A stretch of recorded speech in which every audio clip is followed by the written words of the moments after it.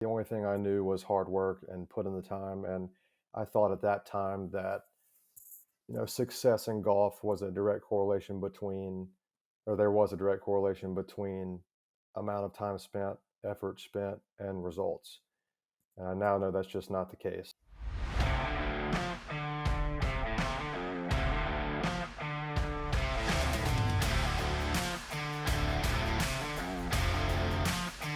This is the Tournament Code.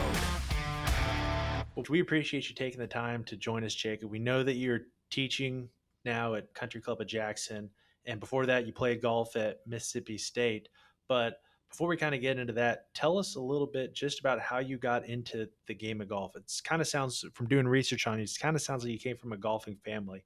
So tell us a little bit more about that. Yeah, so my dad was a club pro. He was on the PGA side. I grew up in a pro shop with him. He was managing a golf course, obviously. So, 7 days a week, I was out there with him. And my mom didn't play, but, we were always at the course, whether it was playing with him or pulling carts out. So I kind of got to see the full experience. And I told myself that I'd never be in the golf industry, but here I am. It's kind of all I know.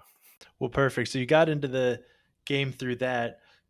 And we know eventually you were the number one player in Mississippi. How did you start even getting into playing tournament golf and all that kind of stuff? Yeah, so I'm a really driven person, just a perfectionist personality, to a fault. So I always enjoyed working on my game and testing it. And my dad, thankfully put me in tournaments as early as 7, 8 years old. So I was kind of grew up playing tournaments. I got comfortable doing that at an early age, and that really helped me throughout my entire playing career. So was your dad your swing coach as well growing up? Yes, yep. He definitely helped me a lot develop my swing early on. We used other coaches as I got older and started to gain speed and these types of things because when you're a kid and you don't have any strength.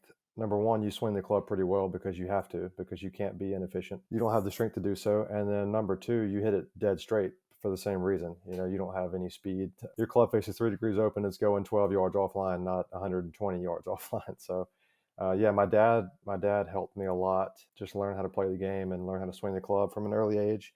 And then we started branching out to other people as I got older. What would you say some of those fundamentals were that he taught you starting out? I'd say everything from just your standard, grip, posture, stance, tempo. Work ethic was a big one. That kind of came naturally for me. That's not necessarily a fundamental of golf, but I think it's more of a fundamental of life. Like I said, kind of came naturally to me, but we worked a lot on anything from playing the game to how to hold the club. I mean, I'd say at a pretty young age, I had a decent understanding of the fundamentals. So you started playing tournament golf, got more comfortable there. Tell us a little bit about your high school career and what kind of tournaments you were playing in. Like, were you playing in just local tournaments? Were you starting to play in national tournaments? Kind of tell us about your time there and some of your experience that you had. Yeah, so I played local tournaments all the way up until I was 14 years old. When I was 14, I started to branch out because we started getting some good advice from some friends that were in the college golf realm that we needed to branch out and play some more national events. So I started playing things like, I think my first big tournament was probably the Southern Junior. There's a Southern Amateur as well, but played pretty well the first 2 days and just completely fell apart at day three with coaches watching me. I was scared to death. That's kind of my first experience that I can remember having people other than my dad and my friends watch. That was tough, but it was a good experience because I had something to work towards now. I had new goals, and I went on my first unofficial visit to Ole Miss actually when I was 14 years old. You can't do that anymore, but at the time, rules allowed that, and that really was pivotal for me because I got to see, up close. Let's talk a little bit about that round where you felt the nerves with the coaches watching you. I don't know if you can recall that well what that day was like. For me, I can remember a few times when I got nerves, and I don't remember specifically exactly what I was thinking, but I do remember everything just seemed to kind of move fast. Like, I couldn't help but like I didn't necessarily like want to make mistakes, but I couldn't help but like move fast and make mistakes while I was moving fast, almost in a sense just trying to get it over. And so that was the first time it sounds like that you've really experienced nerves out on the golf course.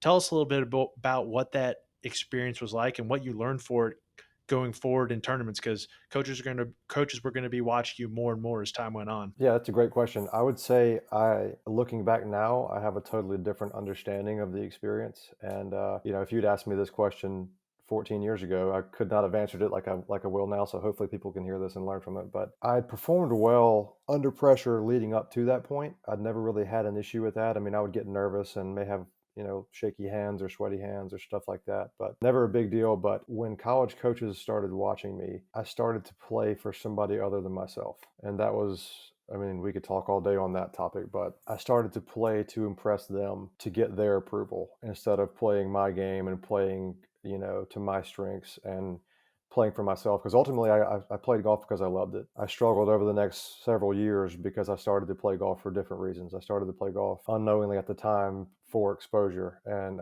for other people's opinions. And that was a toxic road to go down for sure. So when you're playing golf for other people, tell us a little bit about what it felt like for that to happen. Again, as you said, like you really didn't exactly know that's what was going on. It's not maybe how you would have described it. Describe some of like the self talk that was going on in your head, maybe while you're playing, after you're playing, depending on the result, all that kind of stuff. I'd say while you're playing, the biggest thing is you think as a player that the coach is there to watch your score, which couldn't be further from the truth. They're there to watch how you handle yourself, your emotional control. They maybe take a look at your swing. Score is probably the seventh or eighth thing down the list that they're looking for. So as a player, when you're in that environment, like you said, everything's moving really fast. You're nervous. You're trying to hit a good shot and hope the coach doesn't walk away. You hit a bad shot, they walk away, you think it's over with. It's not. You're 14, 15 years old. You've got years left. They're watching to see if you hit a bad shot. Or you looking at your parents right away, because that's a big red flag, I think. Maybe there's something going on there that there shouldn't be, and maybe there's some extra pressure being put on you. And like I said, the biggest thing is just when you're playing for somebody other than yourself, it's really hard to play your game because everything starts moving fast, and there's a lot of things that you can't control, and score is one of those. You can't control the bounces you get or the wind or the different conditions or anything like that. So after that experience at the Southern Junior Amateur, what did you learn going forward, and what kind of success did you have after that tournament in your junior career? I don't think I learned anything at the time, which is a problem, other than I wasn't good enough. But luckily, my dad, we talked on the way home and just talked about how bad rounds happen. These things happen. I played two really good rounds. I was top 20 going into the third round as a 14-year-old, which was awesome for me at the time, especially considering that was the biggest event I'd played in. I'd say I just learned. I just took away from it that it's time to get back to work. And so you got back to work, kept playing, obviously. And at the age of 14, playing that well in the Southern Juniors, hey, that's a nice thing to be able to look back to. Even despite the bad round, you're like, hey, like I can get better at this. Like there's time for me to get better and see improvement. So you put in more work. Tell us about some more of the tournaments you started playing as you got on that national level as a junior. Yeah, so I moved on from there to we started playing AJGA events, which love it or hate it, you kind of have to play those things just to that's how you get exposure. That again, kind of piggybacking off the last thing I said, that was tough for me because obviously they're bigger events, but also when you go to an event like that play a good round, you're probably going to get in your mind, you're thinking you're getting recruited more if you go shoot a 68 versus a 75. Playing the AJGA circuit, did not have success early on there. Just there was definitely an adjustment period moving from local to more of a national stage, but just kept grinding on it, kept working, and eventually got to a point where I was a lot more comfortable. If people come watch you long enough, you eventually get comfortable doing that. You do anything long enough.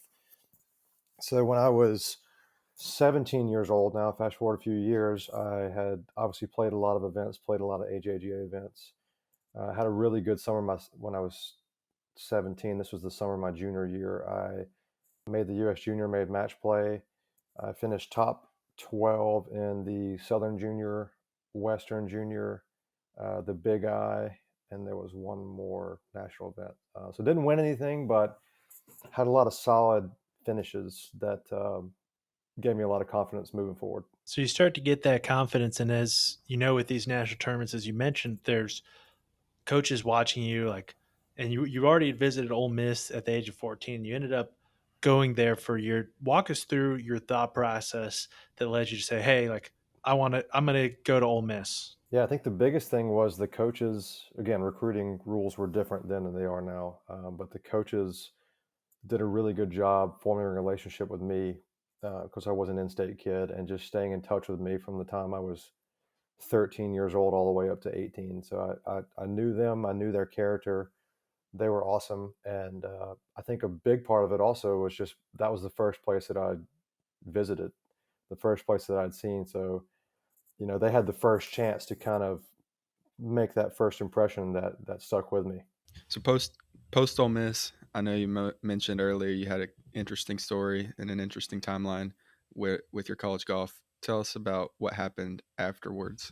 So this is actually the first time I've ever shared some of these details publicly, but I think it's important if there are junior golfers listening or parents listening that they hear it. So long story short, I don't want to take up the whole time here, but long story short, go to Ole Miss. I know the coach as well. I am just coming from my junior background.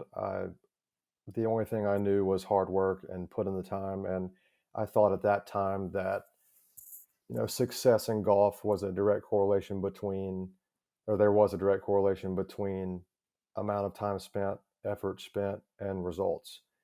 And I now know that's just not the case. So I'm working hard, grinding it out, not playing well. I really kind of went backwards from that summer I was talking about when I was 17 to this point. Had coaching change actually. Both the coaches that recruited me and I kind of formed these relationships that I spoke about with both left my first semester.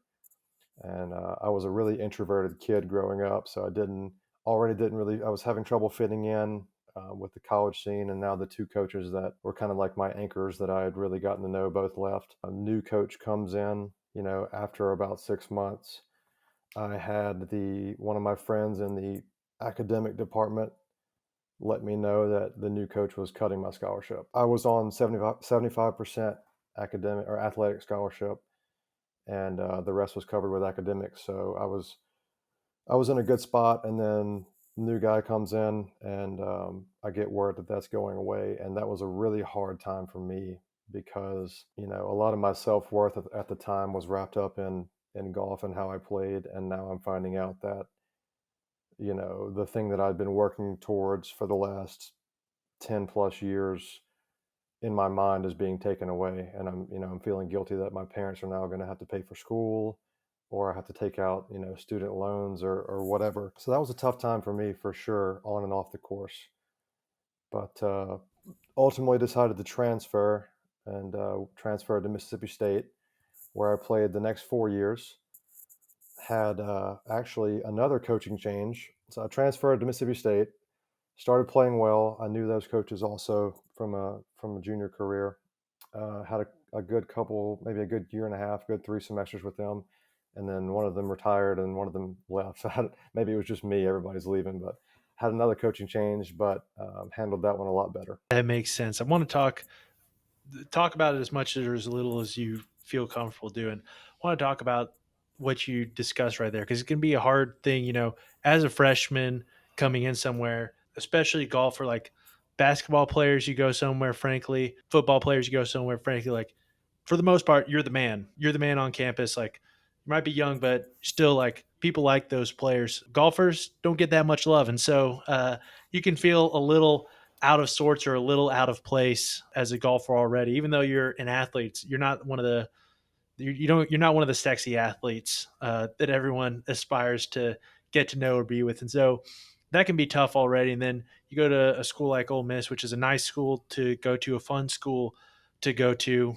and that can be a little daunting. But you mentioned the fact that you learned that your scholarship was going away and that also that you had regressed some. So talk to us a little bit about first the regret, the period, how you felt you regressed. Like you talked about the time you were spending, et cetera. Tell us, like looking back, why you think you regressed in that regard. It was a really tough thing to go through at the time, obviously, but I'm actually thankful for it now because it taught me so much, and it really laid the foundation for me being able to help kids now. I think the number one reason I've regressed, and this is the number one thing that I stress to kids and parents, is You can't just be good at something. You have to know why you're good at something. You can't just hit good golf shots. You have to know why those golf shots are good and what you're doing to hit those good golf shots. And also, you have to know why you hit bad golf shots and what causes them. Because in my case, I was kind of somewhat homemade. The iPhone I didn't have an iPhone until I was 17 years old. So never really saw my swing on video. Didn't know anything besides the basic fundamentals. I didn't even understand that a cut was steeper than a draw. I had no idea. I thought fades were supposed to go higher than draw. I got lots of stuff backwards, and that really caught up to me when I started to struggle a little bit my freshman year, because first off, I'd never experienced that struggle before, but also I didn't know how to self-correct. And that's the biggest thing, was I didn't own my game. I didn't understand what was causing these bad shots. All I did was just kept hitting ball after ball after ball, because in my mind, I grew up people telling me Jack Nicklaus used to hit 2,000 balls a day, which there's no way that's true, right? Um, but that's all I knew in my head, was if I hit enough range balls, I'll get better. So there were days where I would wake up, we had a workout 6 a.m. I'd do that, then I'd go out to the facility, hit some balls before class, go to class, grab a quick lunch to go back, hit more balls, go to a tutor session that night, go back, hit more balls that night, because like I said, I thought that's how you got better, was you just you hit enough golf balls, eventually you get better. And I ended up that's not the case at all. So the biggest thing that I stress now is it's not as much about the time and effort as it is about the understanding. If you understand, I use the analogy of a roadmap. If you have a really good understanding of the roadmap and exactly where to go and where to turn, it really doesn't take nearly as much effort as you would think to get there. Do you remember specifically like some of the things that you were thinking or working on in these range sessions, or was it just kind of like, dig it out of the dirt, just whatever feels good, I'm going to keep doing that and just keep grinding? Yeah, no, it was very much a dig it out of the dirt mentality. It was, I'm going to take literally 1,000 golf balls and go to the range and hit them all. And there was no strategy behind, any of it. It was, I don't care if my hands are hurting. I don't care if my back's hurting. This is how I get better. This is how I achieve my dreams. This is how I play well in college. This is how I make it to the PGA Tour. It's all about hard work. It's all about who hits the most golf balls. That was, at the time, that's what I knew. That was reality to me. So I was doing everything. I think that's why I had one of the reasons why I had such a hard time with the transfer and the scholarship thing and everything was, in my mind, I was doing everything that I possibly could to succeed. I was putting in more time than anybody, and it just didn't happen. Now, what did your coach, did he talk to you about your strategy on how you were getting better? Or did he try to help you in any ways? Or did he just kind of say, I'm cutting your scholarship, good luck? So he didn't actually say anything. It may have been coming. I think this happened near the end of a semester, so not sure what he was waiting on, but maybe he was waiting on the semester to end. But I actually we never talked about this. I heard I'm not even sure if he knows that I know this was coming. But when I found out from my friend at the academic department, I, called my parents and we talked about it, and I'd made the decision to transfer before he had a chance to break the news to me. That can be tough. I know kind of what you mentioned as far as playing bad, trying to dig it out the dirt. I kind of told you before we were on air a little bit about my background, how essentially I completely lost my golf game. And I think knowing why you do things is very important, because that's part of I look back at my own time and like, yeah, I got injured and yeah, things went a little sideways. But if I had known why I was doing some of the things I was doing, it would be much more likely that I wouldn't have just dug myself into a hole.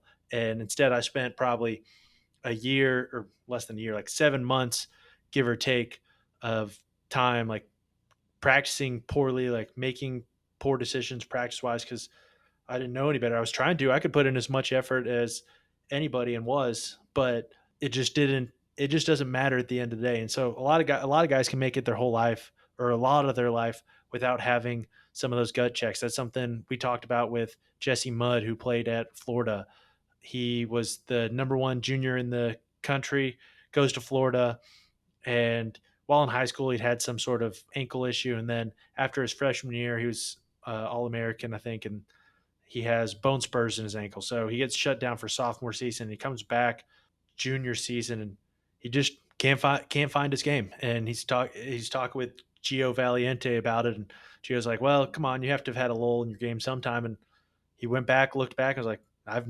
They talked about it, and he'd never had a lull in his game. He never had this kind of adversity, and so trying to figure it out was hard for him. And it's the same thing. It was the same thing for me, and it sounds like it was the same thing for you. But you did kind of figure it out. It sounds like. So tell us a little bit about that transfer process and figuring out how to get back to playing some golf, because you didn't. I don't think you played any tournaments while you were at Ole Miss, but when you're at Mississippi State, you played some and had some solid finishes, some top tens, top 25s, all that kind of stuff. Yep. So I transfer over. Sad thing was I didn't at the time. Looking back, still didn't really understand what to do or how to practice or anything like that. But I just kept going. I eventually got a little bit away from some swing coaches, and this is not anything against swing coaches at all. But for me at the time, I didn't understand what I was working on. I was just doing, what I was told. I didn't know why, which is a big reason why in my coaching now, I may spend, especially the first time a player comes in, if they're a tournament player, I may spend 45 minutes of the hour talking about the why behind why are we doing this. We're not doing this because it looks cool. We're doing this because you're struggling hitting it 40 yards to the right, and you need to understand why that's happening when you're nervous. So get to Mississippi State, play a lot, get back to my roots a little bit as far as getting a little bit away from what I knew what wasn't working. And I didn't know what would work at the time, but I knew that what I had been doing the past year and a half was not working. So got back to my roots a little bit, worked with my dad a little bit on my swing. Don't know that it was necessarily a swing issue as much as it was just a systems issue with what I was working on. But ended up over the next year and a half, my first year and a half there, playing pretty well, having some solid finishes. And then near the end of my career, I had lots of back issues, probably just from beating a lot of range balls, and also started working on some things in my golf swing that looking back were terrible. But that's what I thought I needed to do, because at that point I'm 21 years old and my goal is still to play on the PGA Tour. So I've got to figure something out over the next year and a half, 2 years before I make that push.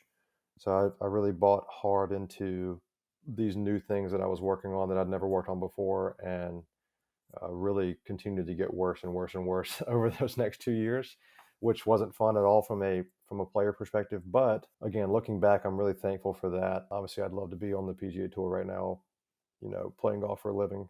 But I'm thankful that I had all those struggles, had some success, but mostly struggles in that career, because now when I get a high school player or even a college player, the first thing I tell them is there's nothing that you can go through that I haven't been through, and I'm here to help you work through that. And I've had a lot of success, and I've been able to help a lot of kids, whether it's their golf swing or their perspective about life or whatever. So that's, looking back, it was a blessing in disguise for sure. So as you mentioned, currently you're coaching, and it looks like you're coaching a lot of good players. And we'll kind of get into the specifics of, some of the stuff that you're putting out there on social media and why I'm a really big fan of a lot of those things.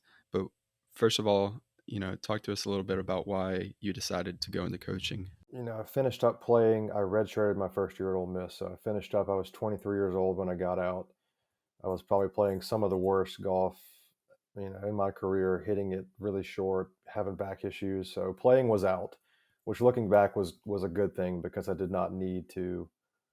I didn't have the money or the drive left to make that push. So I went immediately working as an assistant pro at a club near Mississippi State, Mossy Oak Golf Club. And I was working just in the cart barn and scheduling caddies and just doing your standard golf ops stuff. And I knew that I didn't want to do that.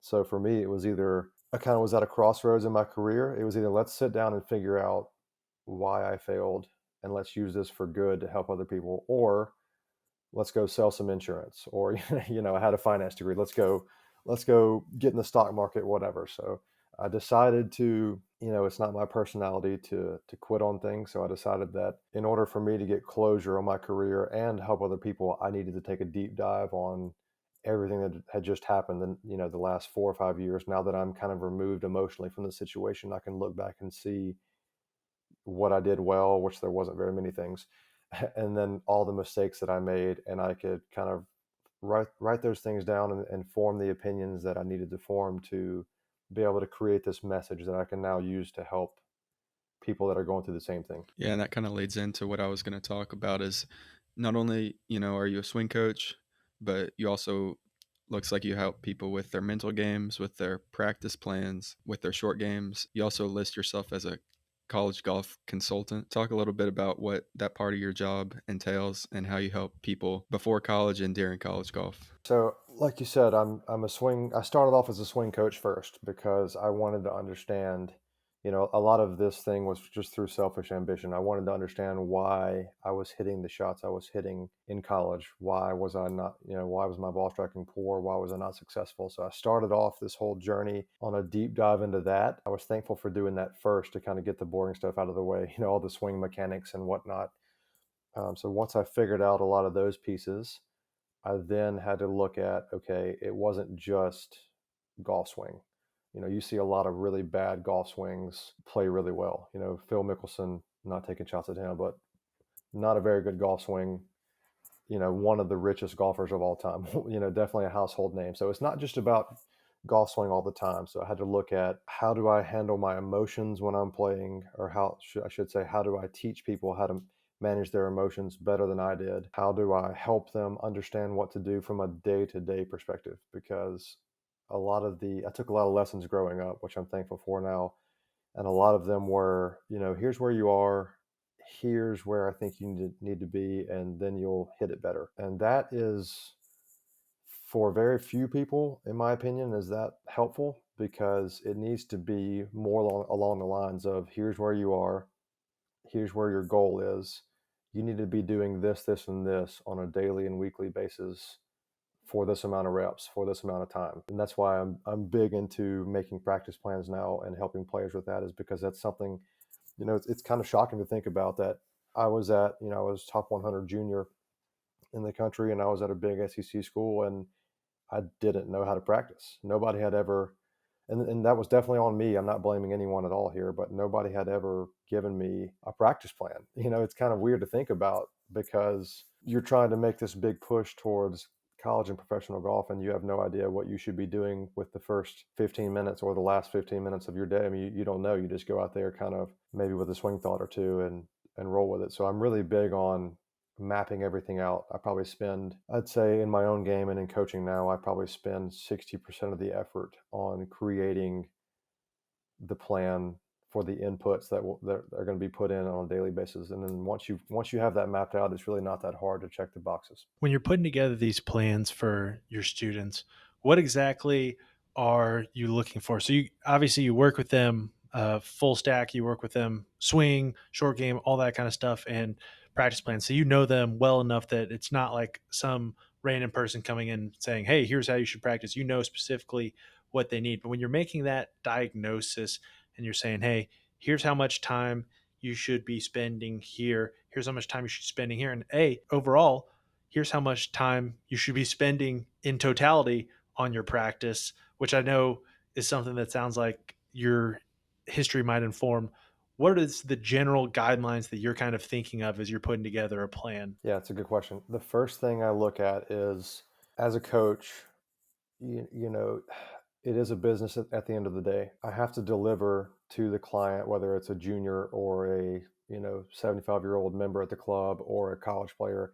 They're coming to me first and foremost, usually, for technique work, just because that's kind of the nature of the industry. Whether that's good or bad, that's what they're coming for, is for me to check their swing out. So the first thing I always do because of that is, I can't have somebody come that wants to look at their golf swing and me say, well, actually, I'm just going to take your money and we're going to talk about how you need to keep your swing the same and go practice.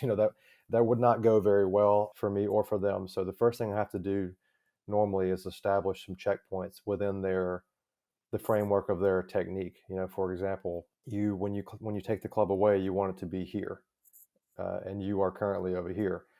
A lot of times people, for example, will whip the club way inside, and that's a low hanging fruit. We can't be doing that. So just establishing, the first thing I do is establish some checkpoints within that technique. And then as soon as I try to move through that as quickly as possible, thoroughly, but quickly, because that shouldn't really take up much time. Once you understand from a technique perspective exactly where you need to be and how to work on getting there on a day-to-day basis, I want to move right into emotional control. If they're a tournament player, I want to move right into how to play a practice round, short game. I'll do the same thing on short game. We start off with technique, but then we move hopefully really quickly into more skill-based stuff, because like I said earlier, you can have a really bad golf swing and really, really high level skill, and you can be successful. And you can also have a really good golf swing with no skill and be terrible. I have to usually give the player some technique work because that's why they came. But I try, my goal at the end of the day is I want them shooting lower scores. I want them playing well. So I try to move as quickly as I can into that stuff. When it comes to junior golfers, what is like maybe some low hanging fruit that you seem to always be reiterating with them when it comes to like practice plans and daily routines? Putting speed. I can stop right there. Putting speed, especially with younger players, under 12 years old, they're just absolutely terrible on the greens and around the greens. And they usually all, if they come to me, typically they have a good enough swing where they're getting it done for their age. I am just looking to make sure that they don't have a technique that could break down when speed is added, because that's a big problem. That's one of the problems I had, I feel like, is you could, like I said earlier, you could have, let's just say in layman's terms, you could be really flipping your hands over through the shot, and you could be saving the shot with the face, with your hands. And that can work when you don't swing at 120 miles an hour. But as soon as that speed gets there, you're going to start hitting it out of bounds, at least once around probably. And that you just can't play well doing that. So as far as low hanging fruit goes, I do like to look long term at, is there something that I see in the technique that I think can be problematic when they're 15 years old? But as far as today's game goes, we work a lot on simple chips, simple putts. You don't have to be world class at hitting flop shots when you're a junior golfer. You just have to hit it solid in chipping, get it up, get it on and around the hole, on the green around the hole, and then don't three putt, and you'll be beating 80% of the juniors in your area. One of the things that you mentioned was you work on them with practice rounds. That's something that we talk a lot about on here, obviously, because we focus on tournaments, but two, because that's something that we made mistakes on, and we would do all the wrong things in practice rounds because we didn't know. And there's still a lot of guys in college and frankly, even playing out professionally who sometimes don't know exactly what they're doing in practice rounds. They just go along with what they've seen done from the beginning and don't get the most out of it. So tell us, when you're consulting with someone, hey, here's how you should go about a practice round. What is it? Yeah. So just like you said, growing up, I was terrible at practice rounds. Even all the way through college, I was terrible at practice rounds because I didn't understand how to do it. So I'd say the first and foremost, Scott Fawcett's done an awesome job with his decade system and just making it very simple for players to look at a golf shot from a logical mathematical standpoint instead of an emotional standpoint. I mean, if you're 150 yards out and the pin is in a certain spot on the green, the math tells us to aim at this spot. So it's really not that hard from a strategy standpoint once you understand that. So I have all my tournament players go through, I'll explain the decade system to them, and we work on mapping out courses, before they get there. I'd love for them to already have it mapped out, already know kind of not only what type of course it is, but what shots will you be playing into the greens. I was fortunate enough to sit with Sam Burns and his coach Brad Pullen last year and watch Sam hit some balls at a club in Mississippi, and I got a chance to ask him. I asked him, what do you guys work on a weekly basis? Because I wanted to learn as much from them. This guy's had a lot of success. He's been good forever. I think he's top 10 in the world right now. And what he said to me was really important. He said, they're on tour, obviously, so they have more resources than we do, but somebody will send him a breakdown of the course that he's going to play with approximately how many shots from each yardage range that he has to hit.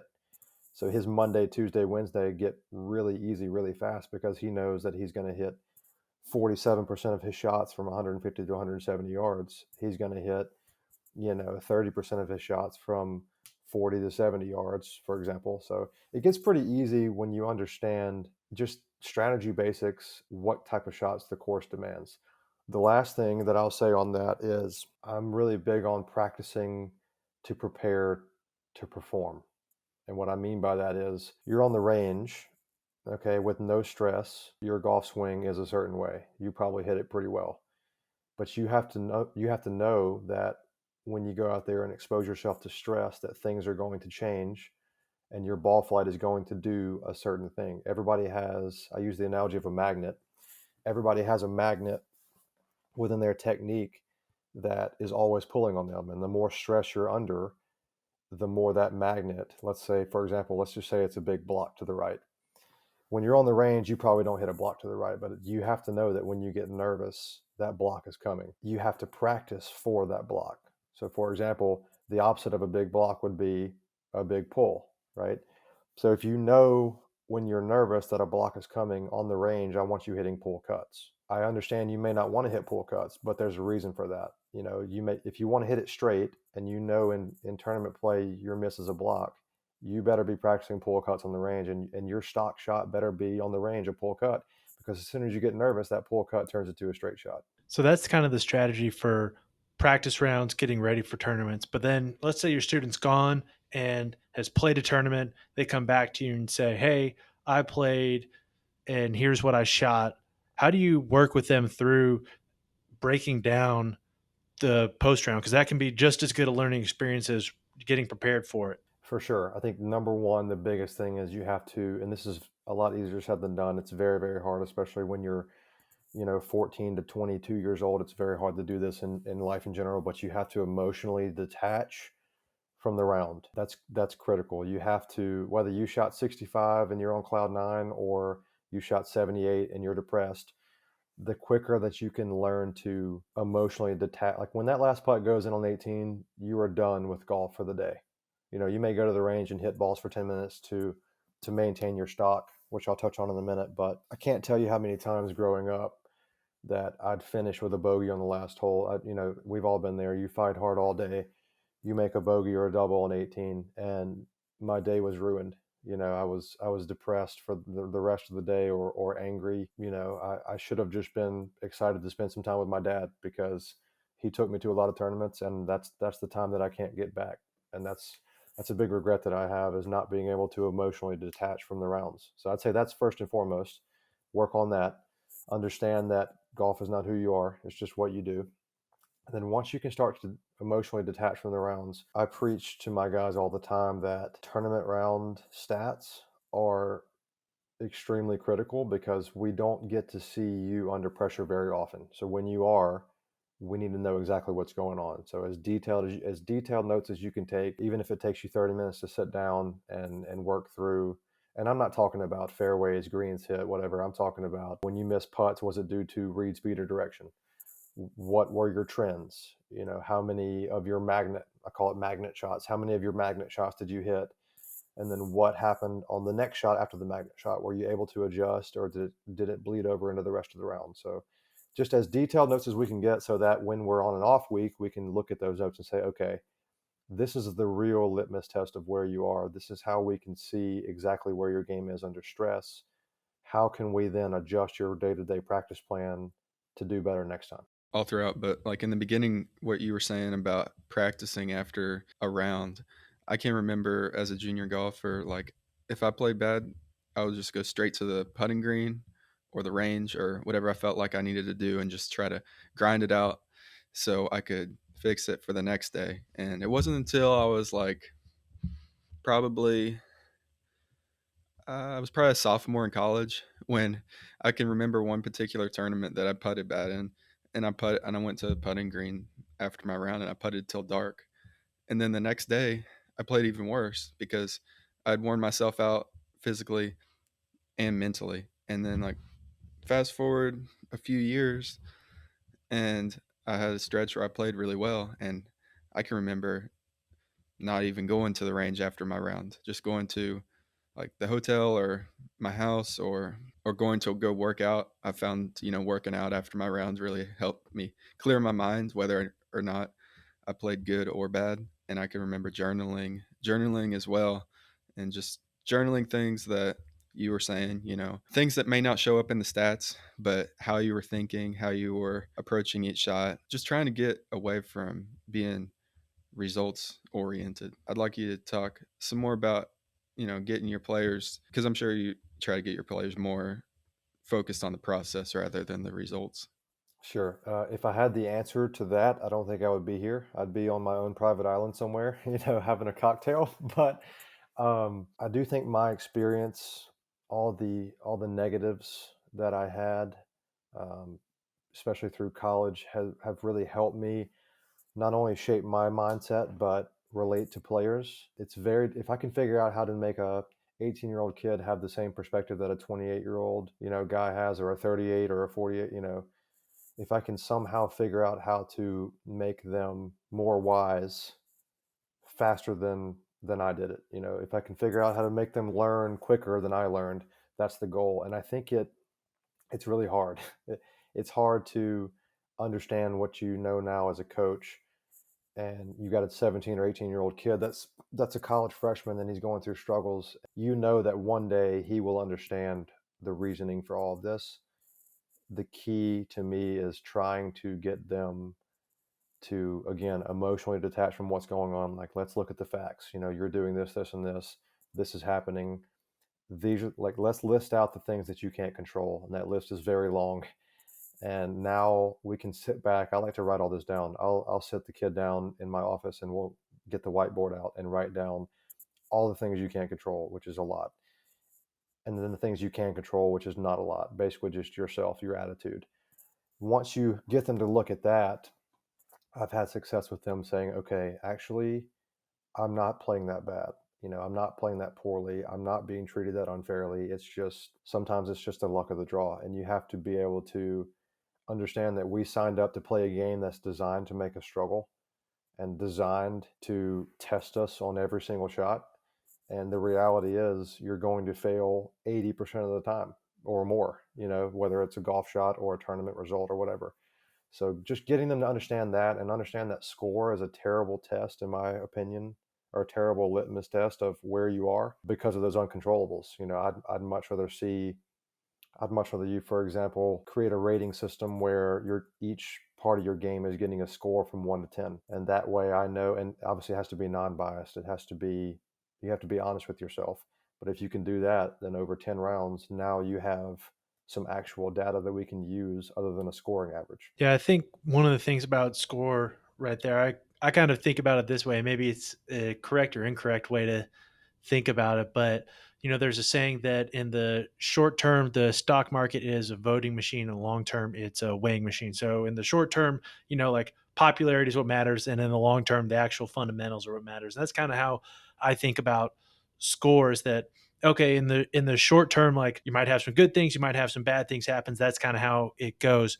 But in the long term, over a long period of time, you're slowly, eventually at some point, you're going to see your skill level manifest itself in score, and it'll be directionally correct. It's like putting dots on a chart. You're not going to necessarily know which way it's going after the first couple dots, but over the course of history, over a long period of time, you'll kind of see that. So it's a good thing not to get stuck on where those dots are and what the line might be looking like in the short term, because there's a long story arc that everybody has, and it takes time. So you do a good job, it sounds like, at getting them focused on, hey, let's break away from results. Let's focus on really the things that we can control. And let's get our minds out of our score is what defines us, which is something we've talked about a lot on here. And then we know that's something that has been true for us and been true for a lot of our guests, that, hey, you play golf like you're a golfer, and you are what you shoot, almost, is what it can feel like at some time. So when your student comes to you after a round and you can tell that, hey, they're feeling like what they shot is who they are. And a lot of times with swing coaches, what you shot can feel like your value to the swing coach, because hey, you want to play well for your swing coach. Your swing coach wants you to play well. They put all this time in.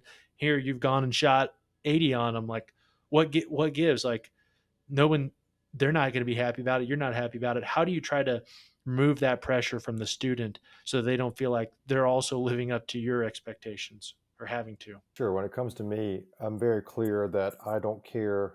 I'll tell my students, I don't care what you shoot, which is partially true. I mean, obviously, I want them to go out there and play well every time. Who wouldn't? But I don't. If they're doing the right things, if their daily inputs are correct, if they've bought into this system, I know that results will come, whether it's golf results or whether, I'm also in the business of building good human beings, or trying to lead good human beings. A lot of times there's, it is a reality that you could, like I said earlier, you could be doing all the right things and just never see the fruit of that labor. But if you learn these mindsets that golf can teach you, you will be successful in whatever you do. Whether it's in business or golf, whatever your destiny holds. To get philosophical, you will be successful if you have this kind of approach. I think the hardest thing is when you're a college player and you're not the number one or the number two guy on the team, let's just say. So, for example, your spot is not solidified. Playing for the coach is an issue, because every time you go out there, that your skin's on the line as far as in the lineup goes. You've got to go out there and perform and shoot a score if you want to play. If you want to make the trip to Hawaii, you got to go shoot 68 3 times in a row, and you understand that. And it's really, college golf is really tough for a lot of people, and I see a lot of people struggle with that because, like we said, playing for somebody other than yourself and trying to control the uncontrollables is a recipe for mental, physical, emotional letdown. Well, that's perfect. I think that kind of ties us perfectly and leads us directly to the last question we ask every guest, which is, if you could go back to yourself as a junior golfer and tell yourself just one thing, what would that one thing be? And for you, because you're also a coach, I'd also like to know, if you could tell a junior golfer just one thing, what would that be? I think just I would tell them to understand the why. If I could only say one thing to myself or to another junior or a parent, it would be understand the why. Because if you understand the why behind anything, then you can start to change those inputs. You can start to change your results. If you don't understand the why, you can put all the time in that you want and you'll never get there. So if you have trouble understanding that why, you need to find somebody that's been there, that you can trust, that has good intentions, that can help explain that to you. Well, that's perfect. If people want to find you on social media, reach out to you for swing coaching, find you on Skills, all that kind of stuff, where can they do that? What's the best way? So I'm on Instagram at Jacob Ross Golf, also on the skill list, Jacob Ross. So the easiest, quickest way is probably just connect with me on Instagram, send me a DM, and then we can go from there. Well, perfect. If you're listening, please give Jacob a follow. And then if you're listening to us on Apple, Spotify, or YouTube, please subscribe and leave us a rating or like the video. This helps us get our message out to more people. And if you're looking for us on Instagram, you can find us on The Tournament Code and on Twitter at Tournament Code. As always, we appreciate you listening, and we look forward to diving in deeper to what it takes to play elite tournament golf.